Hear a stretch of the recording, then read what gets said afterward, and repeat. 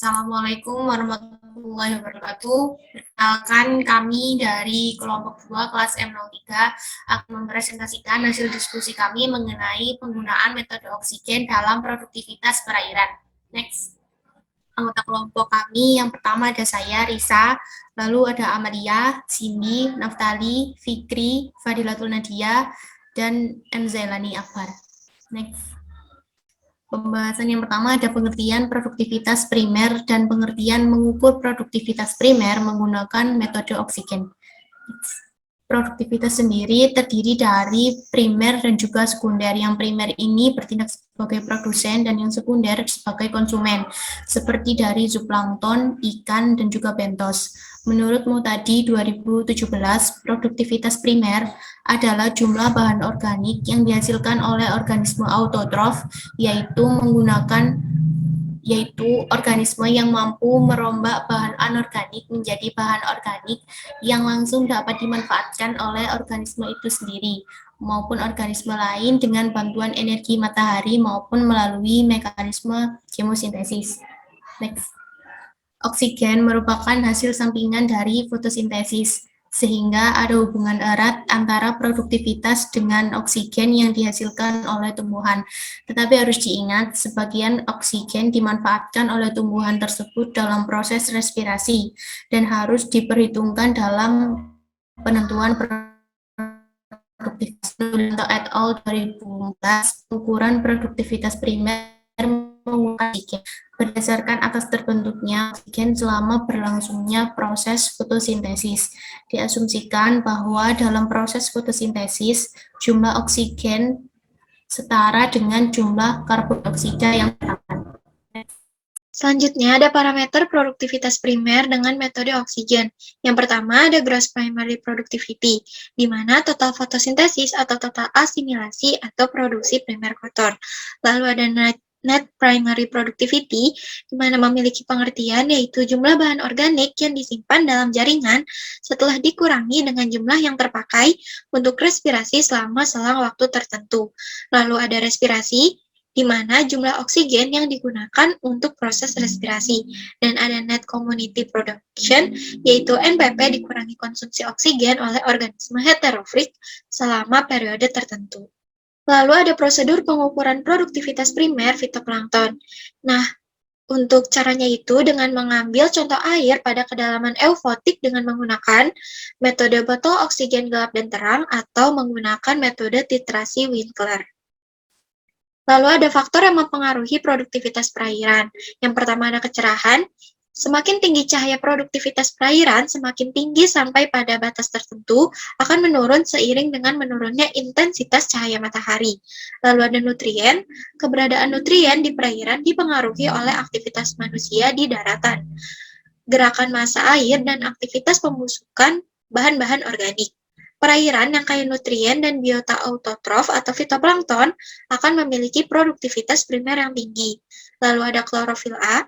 Sebaran dan tinggi rendahnya konsentrasi klorofil A sangat terkait dengan biomasa organisme autotrof yang tentunya berkaitan dengan kondisi suatu perairan.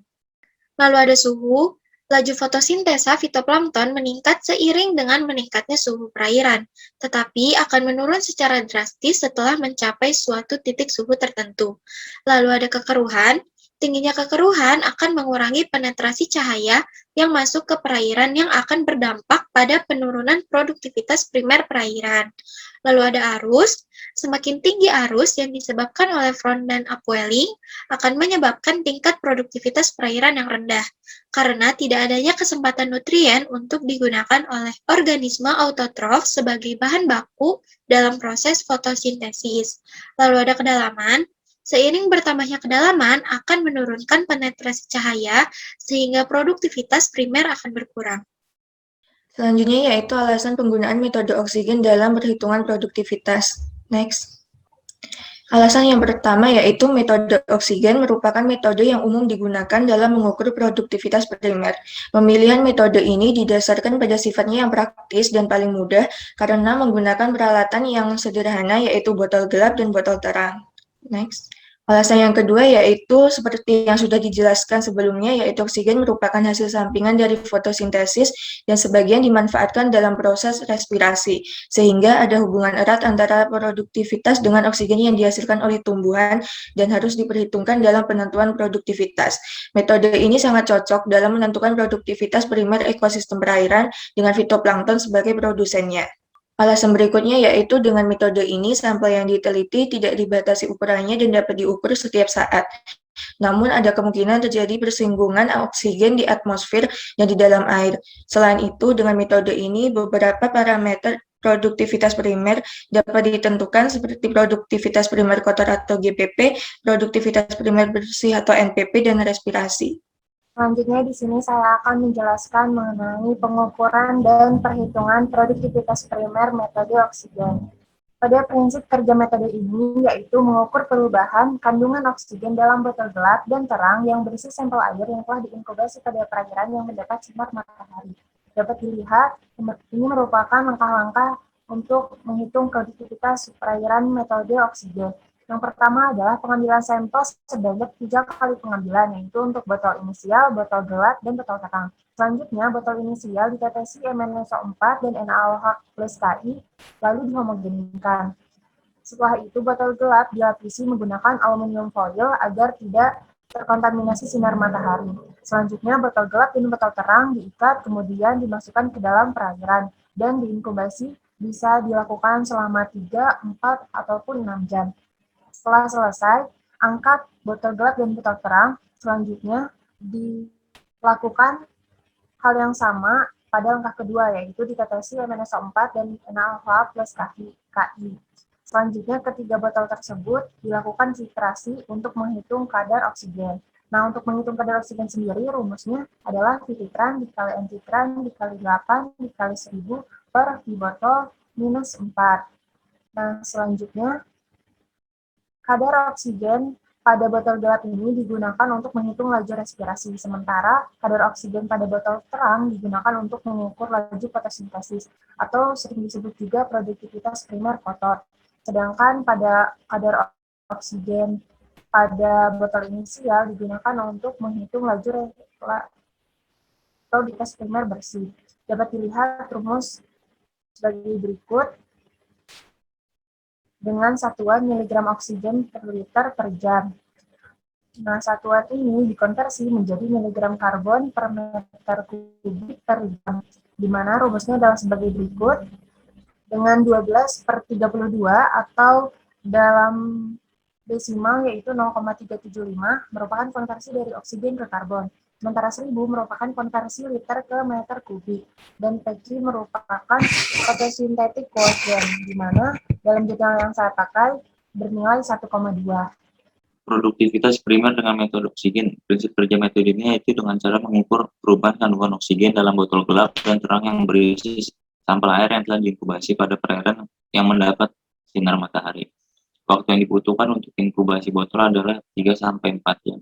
Untuk memperoleh nilai NPP, GPP, dan R per jamnya dihitung berdasarkan rumus.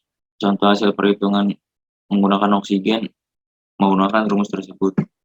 Contoh hasil perhitungan menggunakan oksigen, BI sama dengan 7,6, BT yaitu 7,8, BG 5,5. Untuk GPP, rumusnya itu BT dikurang BG, yaitu 7,8 dikurang 5,5, yaitu hasilnya 2,3. NPP, BT dikurang BI, yaitu 7,8 dikurang 7,6, hasilnya 0,2. Untuk R, BI sama dengan BI dikurang BG sama dengan 7,6 dikurang 5,5, hasilnya 2,1. Konversi satuan dari Mg02 per liter menjadi Mg per liter. Konversi satuan dari Mg02 per liter menjadi Mg per liter. GBB sama dengan 375 dikali 2,3 dikali 1,2, itu dihasilkan 1,035 Mg per liter. Untuk NPP 375 dikali 0,2 dikali 1,2, itu dihasilkannya 90 Mg per liter. Untuk R-nya 375 dikali 2,1 dikali 1, yaitu 7,5 Mg per liter. Untuk selanjutnya, yaitu saya akan menjelaskan mengenai kelebihan dan kekurangan metode oksigen. Nah, untuk yang pertama yaitu kelebihan metode oksigen sendiri. Yang pertama, metode yang paling umum digunakan.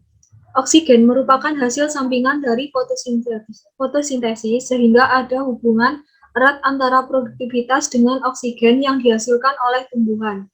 Tetapi harus diingat sebagian oksigen dimanfaatkan oleh tumbuhan tersebut dalam proses respirasi, sehingga harus diperhitungkan dalam penentuan produktivitasnya.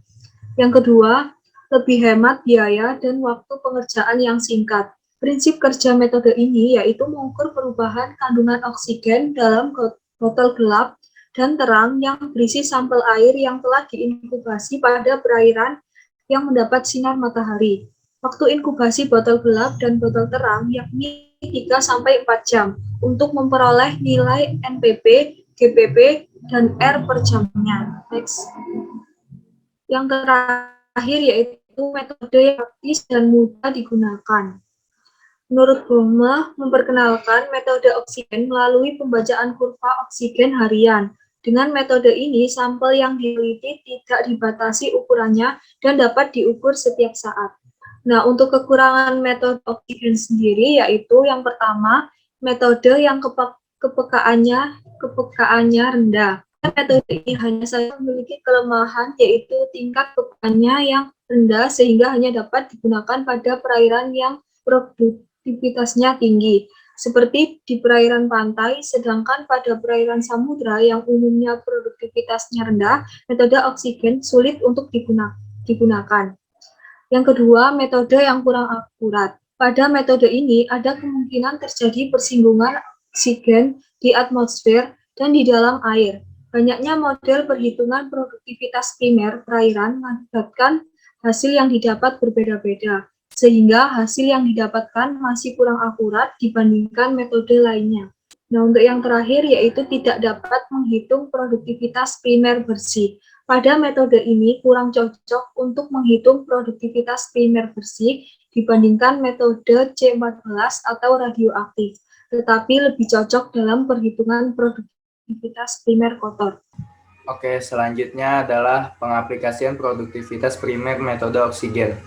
Nah, metode yang digunakan yaitu metode botol gelap dan juga botol terang. Nah, dalam penelitian ini terdapat 3 titik pengamatan. Titik pengamatan yang pertama terletak pada kedalaman 0,5 meter hingga 5 meter. Titik pengamatan kedua terletak pada kedalaman 0,5 meter hingga 2,5 meter. Titik pengamatan ketiga terletak pada kedalaman 0,5 meter hingga 3 meter. Dalam penelitian ini mendapatkan hasil bahwa analisis produktivitas primer plankton diperoleh hasil yang berkisar antara 20,41 hingga 48,83 mg karbon per meter kubik per jam. Hal ini menunjukkan bahwa tingkat kesuburan perairan tersebut kurang bagus. Ada klasifikasi tingkat kesuburan perairan. Yang pertama adalah oligotrofik. Termasuk kurang subur karena dia berada pada kisaran 0 hingga 200 mg. Eutrofik ini termasuk sangat subur. Dia memiliki kadar 750 mg per meter kubik per jam lebih. Jadi dapat disimpulkan tingkat produktivitas primer fitoplankton dengan hasil yang rendah terjadi karena adanya daerah yang tidak mendapat asupan unsur hara dengan baik. Dan ini referensi ataupun daftar pustaka yang kita pakai. Kurang lebihnya terima kasih. Mohon maaf. Wassalamualaikum warahmatullahi wabarakatuh.